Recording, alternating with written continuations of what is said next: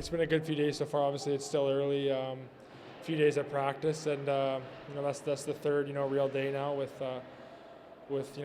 everything kind of going, and there's a couple more days, and then some of the exhibition stuff starts. So obviously it's also a part of training camp, but it's kind of a different phase. And so far it's went good, and I think the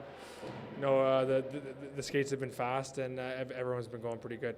Yeah, with those preseason games just ahead of you here, is there that excitement starting to build that you finally get to see somebody else in a different jersey? Yeah, I think that is exciting for a lot of guys. That you sit around all summer, you don't get to play, and if you do, you're scrimmaging against some buddies and guys that you skate with all the time, and it'll be nice to get out there and play against a different team. That play a real game pretty much is the real thing, and that's there's gonna be some big tests, and that's what everyone wants to do. It's been the common thread for the first few days of camp: speed, playing fast. Do you feel that is a point of emphasis for this year's camp?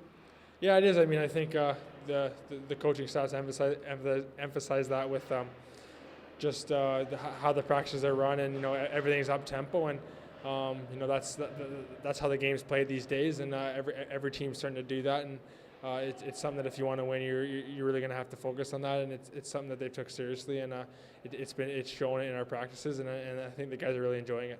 And how has camp been under new head coach Randy Carlyle? Some of the differences maybe from past year's camps. Yeah, well, I think obviously it's only been a couple days, and he seems really down for business, and he's a serious guy, and he tells you exactly what you want, and he explains things. He seems like a very, very smart hockey guy. So just from those few days I've seen him, he seems really good, and hopefully it'll continue like that. Finally, with some of the big guys still missing with the World Cup, either still in Canada playing or not here in camp yet, what does that do for a guy like you who had your days in the NHL last year looking to cement your role in the lineup?